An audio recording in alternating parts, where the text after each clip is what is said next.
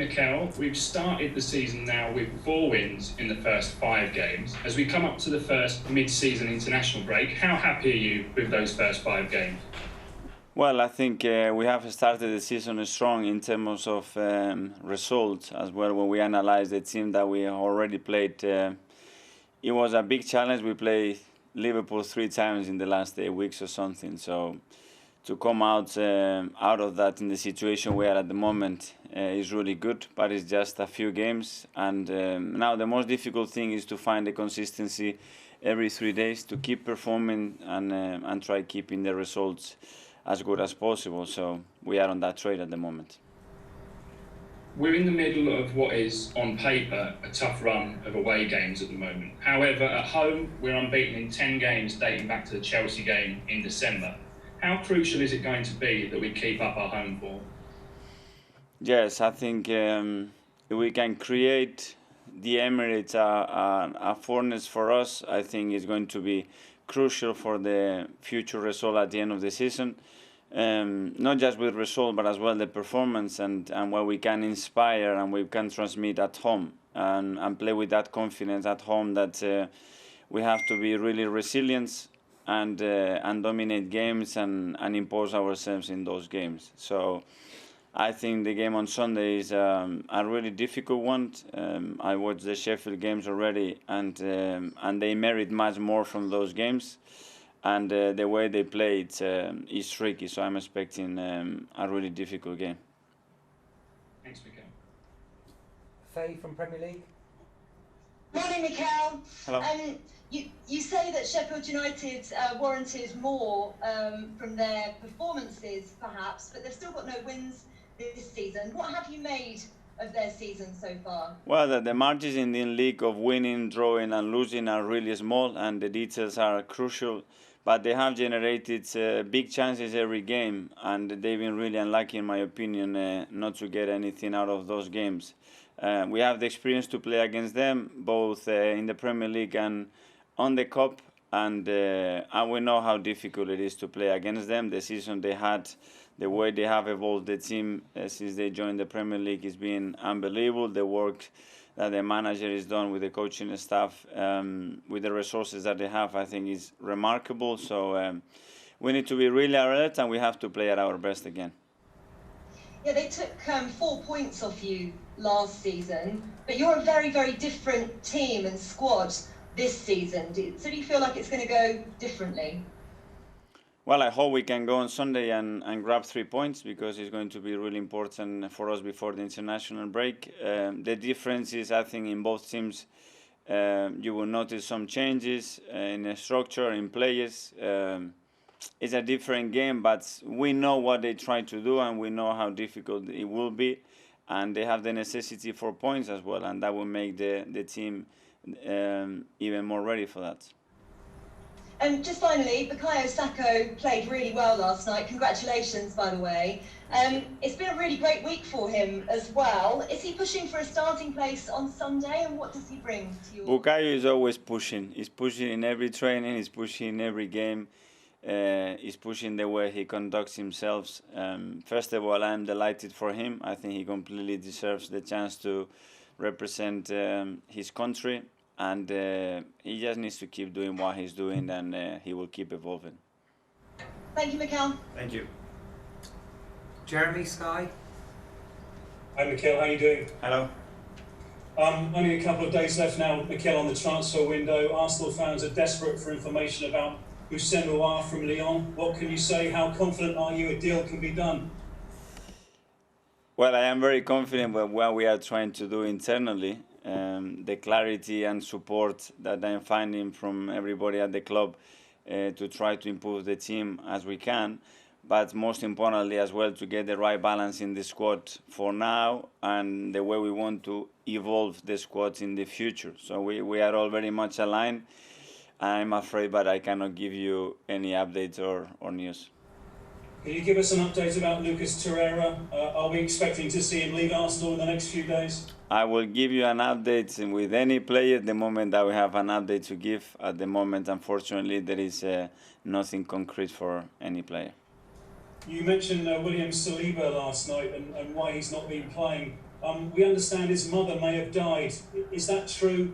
And would you consider loaning Saliba back out, given what's been happening to him? Well, last night I explained the difficult year that the player had and the plan that we had with him for that transition year that we could not achieve. So we are looking at different options to try to have the best possible development for the player and to protect, obviously, our intentions with William for the future, and to both be aligned and make the best decision for now and for the future. Just finally from me, Mikel, I mean, the next few days of the window, I mean, how important are they going to be for the club, would you say? Yes, I think it's a crucial moment because at the end defines the people, the players, the balance and the quality that you're gonna have for the probably for the rest of the season.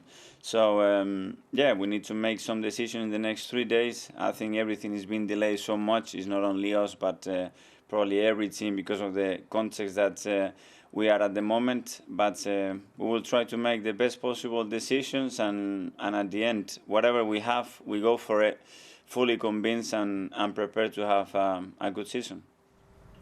Thank you so much. Thank you. George, BBC. Thanks, Mark. Mikel, hello. If you don't sell, are you going to have potentially a lot of unhappy players that they're not going to play, so you know that they could potentially cause you issues?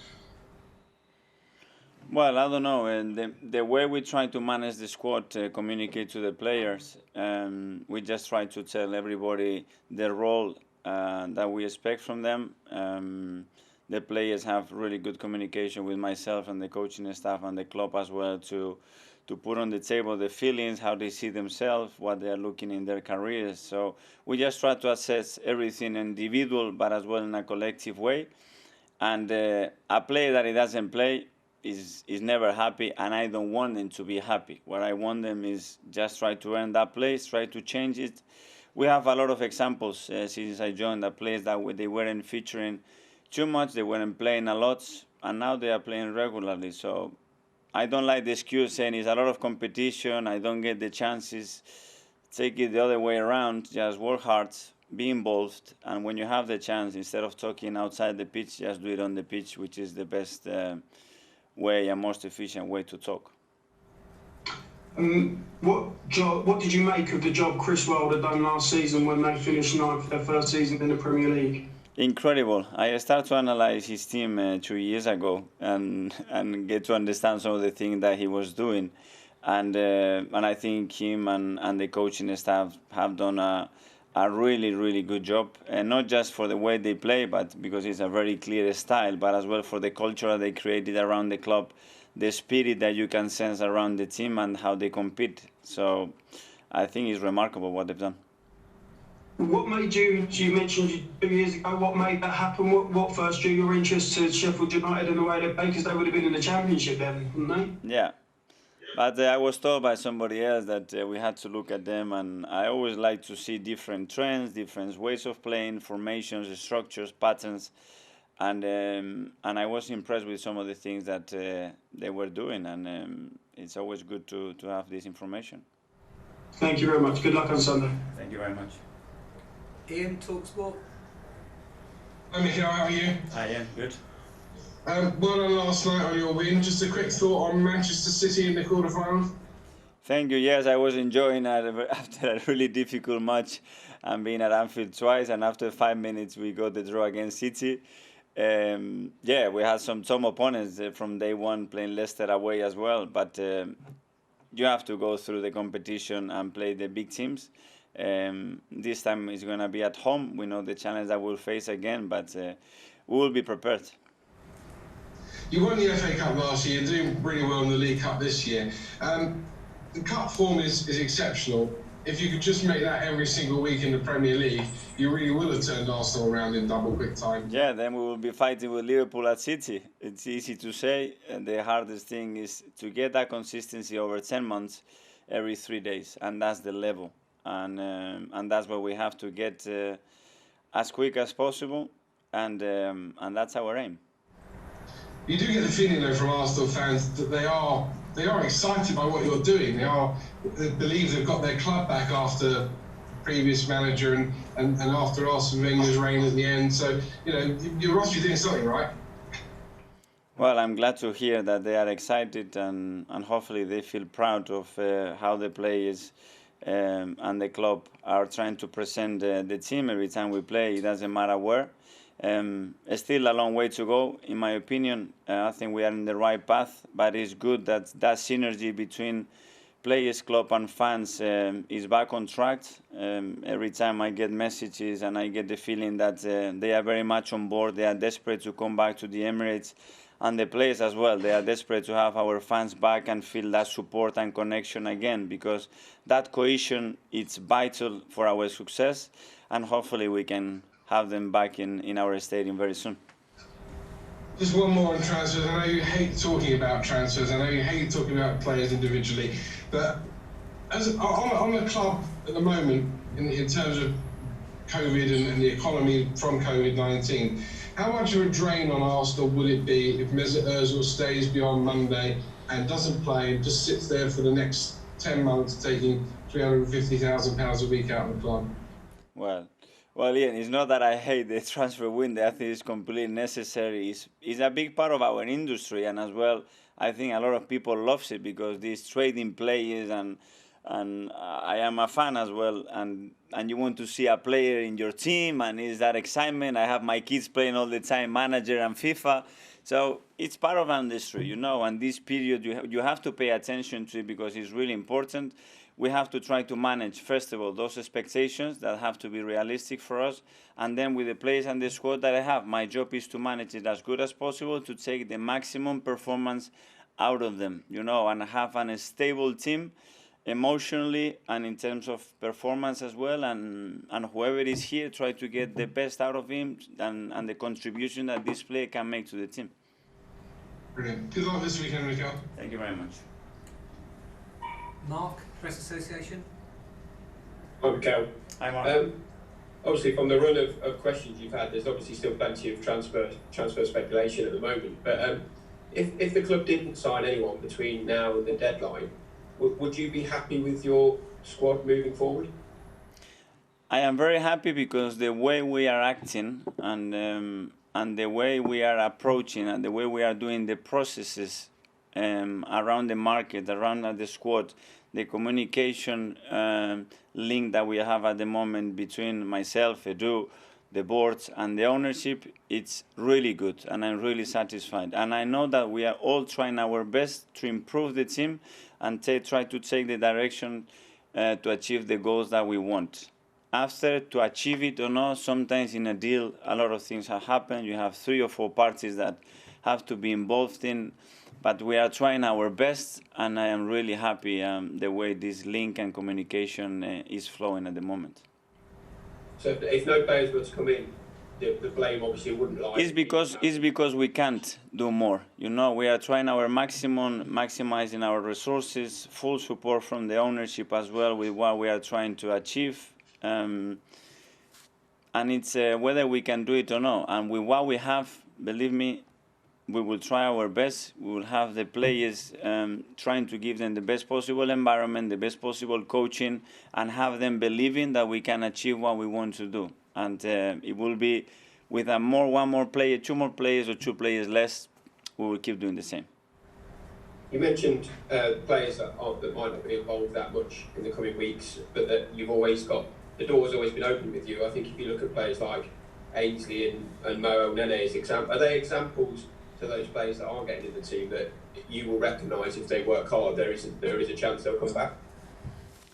Absolutely. Obviously, every individual player has a history at this football club. You know, a player that is just coming through the academy, the first year he's able to take certain decisions. The second year becomes a little bit harder. The third year he's demanding more. But it's always the balance. How much are you giving? How much are you willing to sacrifice and work in order to achieve, if your dream is to play for us in a football club? And I think we have some really good examples. What happened with Eddie, what happened with Ainsley, what's happening with Joe, what happened with Bukayo, what happened with Dani Ceballos, what happened with Rob Holding. So it's about that. And when I see a player really willing and really trying and really making the only emphasis is to contribute to the team and try to raise the performance of himself and the collective side, he's going to have a chance. And then just finally, last night was the first time Granit Xhaka has been captain from the start of the game since the incident last year. Was that a hard decision for you? Did you talk to Granit beforehand, or was it something that was just always going to happen? I didn't talk. I have to evaluate what happened since I joined. Obviously, I can't deny the history, but I have to follow my gut feeling. He's a leader. He's unquestionable. He does it every day in training. He does it the way he behaves himself. He does it the way he competes, and for me, it was a natural choice.